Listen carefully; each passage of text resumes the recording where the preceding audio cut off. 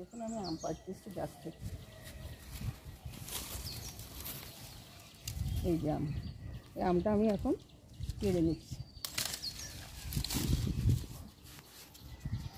দেখুন আমটা পেরেছি। নমস্কার বন্ধুরা, দীপিকা রান্না বাগানে একটা নতুন ভিডিওতে আপনাদের সবাইকে স্বাগত।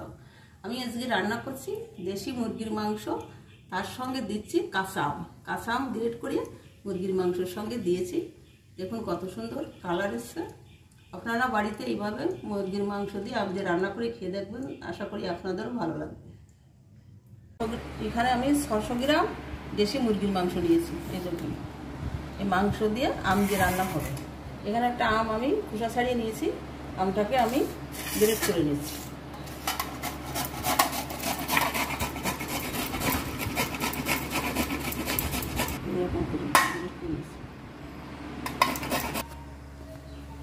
এই দেখুন আমি আমটা গ্রেট করে নিয়েছি। এইটুকু আম আমি দেবো, বেশি আম দিলে টক হয়ে যাবে। থাক, আমি এখন মশলাটা পেস্ট করে নিচ্ছি। রসুন,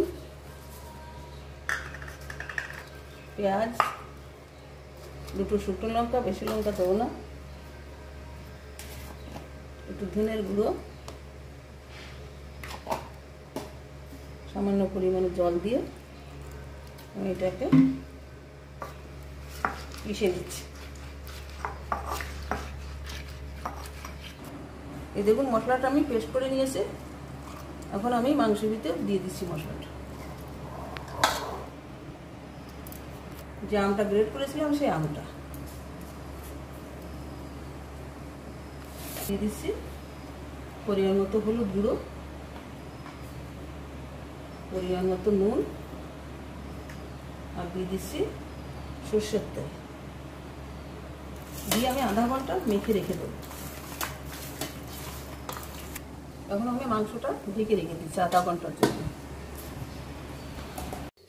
বন্ধুরা, এই মশলা দিয়ে মেখে রেখেছিলাম, সব মশলা দিয়ে এখন আমি আধা ঘন্টা পরে ফিরে এসেছি। এখন রান্না করব।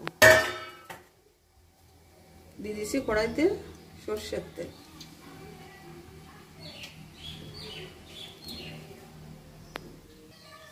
মাংসে আলু দেব, তার জন্য আমি এখানে 4 পিস আলু কেটে রেখেছিলাম। আলুটা ভেজে নিচ্ছি। বন্ধুরা দেখুন, এখানে চুই ঝাল, আমি চুই ঝালটাকে থেতো করে নিয়েছি। তেলের উপরে দিয়ে দিচ্ছি চুই ঝাল। চুই ঝাল দিয়ে মাংস রান্না করলে না খুব সুন্দর লাগে। দিয়ে দিচ্ছি চুই ঝাল তেলের উপরে। এলাচ, লবঙ্গ, দারচিনি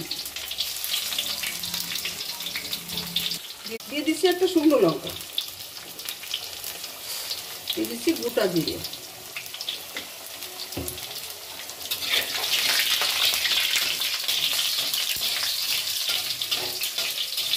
জলটা একটু ভেজে নিচ্ছি সেই সঙ্গে মশলাটা।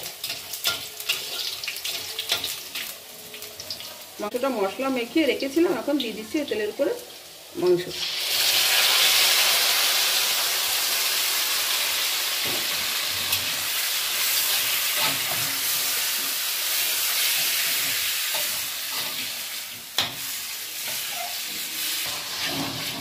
বন্ধুরা, আমি মাংসটা ঢেকে ঢেকে কষে নিচ্ছি। কারণ কি বলুন তো, দেশি মুরগির মাংসটা একটু শক্ত হয়। আমি আজকে প্রেশার দেবো না, তাই আমি ঢেকে দেখিয়ে আস্তে আস্তে করে অনেকক্ষণ ধরে আমি কষিয়ে রান্না করবো। বন্ধুরা, আমি এর ভিতরে দিয়ে দিচ্ছি দুটো গোটা রসুন। রসুন দিলে না খুব সুন্দর লাগে রসুনটা খেতে। দেখুন মাংসটা কত সুন্দর কষে নিই।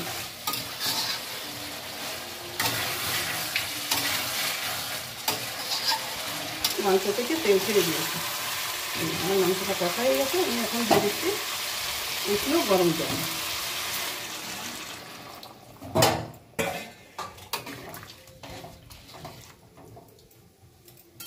এবার দিয়ে দিচ্ছি ভাজা শুকনো কড়াইতে ভাজা জিরে ধনের গুঁড়ো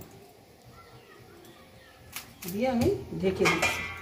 এবারে মাংসটা যখন সিদ্ধ হয়ে যাবে তখন রান্না হয়ে যাবে। এখানে দিয়ে দিচ্ছি চিকেন কারি মশলা আর গরম মশলা, ছাই গরম মশলা দেবো।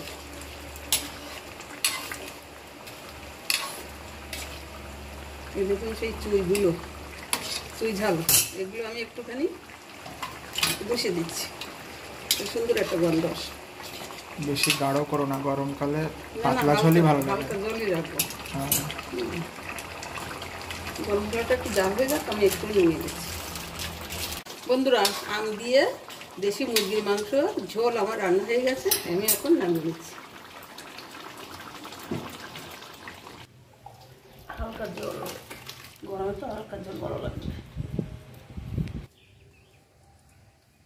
বন্ধুরা, হয়ে গেছে আমার আম দিয়ে দেশি মুরগির রান্না।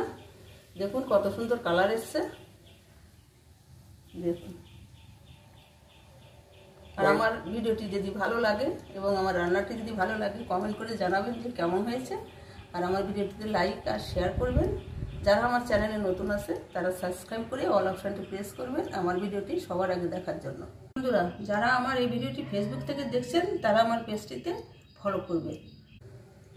ধন্যবাদ, সবাই ভালো থাকবেন। দেখা হচ্ছে পরের রেসিপিতে।